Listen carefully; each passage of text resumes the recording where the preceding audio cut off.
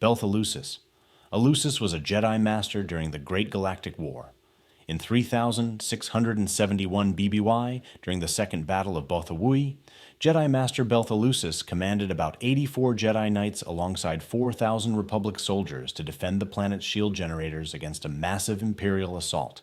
They faced an invading force of around 50,000 Sith troopers and Imperial troops.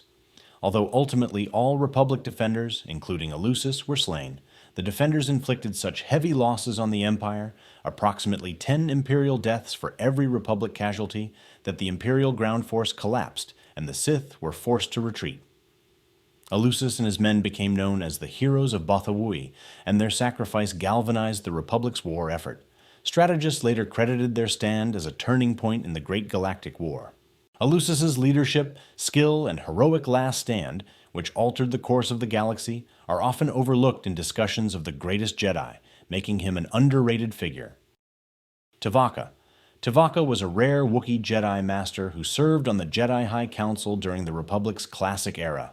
Known for his uncanny ability to sense the future, he trained one of the Order's most respected Jedi, Plo Koon, helping shape him into the only Jedi ever to defeat Yoda in a sparring match, and an eventual council member.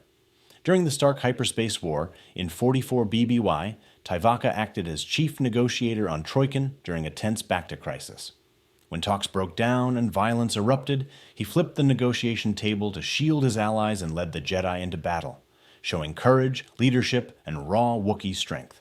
But it was his gift of foresight that made him truly underrated, arguably the only real rival to Yoda in raw force power during his time. In his final moments, he entrusted Plo Koon with his Jedi Council seat, a testament to his foresight and lasting mentorship. Lord Hoth. Born Roland Hoth, he was a Jedi Master and military commander who led the Army of Light during the New Sith Wars. He fought against the Brotherhood of Darkness and their leader, Lord Khan, during one of the bloodiest eras in galactic history. He ultimately sacrificed himself in the Battle of Ruusan, entering the cave system where Khan intended to unleash a devastating thought bomb to destroy the Army of Light. Hoth led 100 Jedi volunteers, all of whom gave their lives to ensure the Sith would fall with them. Their sacrifice wiped out the Brotherhood of Darkness and paved the way for the Republic's golden age of peace and prosperity. Without Hoth, the Republic, the Jedi, and the entire galaxy might have fallen into darkness. Yarael Poof. Poof was a long-necked Quirmian Jedi Master who sat on the Jedi High Council during the final years of the Republic. Though often overlooked due to his unusual appearance, Poof was a master of Jedi mind tricks and illusions, capable of manipulating entire crowds without lifting a weapon. He uncovered a plot by a terrorist named Ashar Korda, who planned to detonate a powerful Force-sensitive artifact on Coruscant, a weapon that could have killed trillions and destabilized the entire Republic. Though severely injured in the fight, Poof managed to defeat Korda and suppress the artifact's explosion using the Force, sacrificing his life in the process.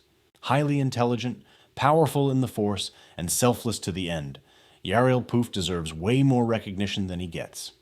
Vodo Siosk Baas. Baas was a venerable Kravaki Jedi Master, warrior, historian, and lightsaber crafter, who trained at the Jedi Academies on Ossus and Dantooine. He mentored many powerful apprentices, including Exar Kun, Nomi Sunrider, and Silver. He once disarmed his apprentice Exar Kun using only a wooden quarterstaff, which he force-augmented to deflect lightsaber strikes. Later, when Exar Kun fell to the dark side and rampaged across the galaxy, Baas courageously confronted him in Coruscant's Senate chamber, only to be slain by Kun's double-bladed lightsaber, but not before effectively tempering his recklessness. After his death, Baas's spirit returned over 4,000 years later to aid Luke Skywalker's Jedi Praxium in defeating Kun's lingering spirit, an act that confirmed his enduring influence. Nomi Sunrider. Nomi Sunrider began her journey as a grieving widow, taking up her fallen husband's lightsaber to complete his mission. Though she started with no formal training, she quickly proved herself strong in the Force and became a Jedi Knight under Master Thon. She was a master of battle meditation, a rare and powerful ability that could influence entire armies.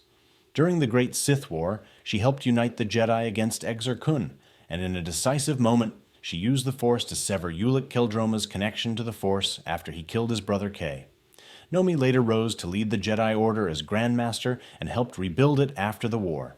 Yet despite her impact, she's rarely mentioned alongside Jedi legends, making her one of the most underrated figures in galactic history. Quinlan Vos. Vos was a Kiffer Jedi with psychometric abilities. He could read memories by touching objects. He operated deep undercover in the criminal underworld, often blurring the line between Jedi and rogue agent. During the Clone Wars, the Council tasked him with assassinating Count Dooku, and he even partnered with Asajj Ventress, risking his sanity and loyalty to the Order. Despite falling to the dark side and briefly becoming Dooku's apprentice, Vos ultimately returned to the light, thanks in part to Asajj Ventress's sacrifice. His resilience, unorthodox methods, and moral complexity make him one of the most underrated Jedi in the galaxy. Valenthyne Farfalla.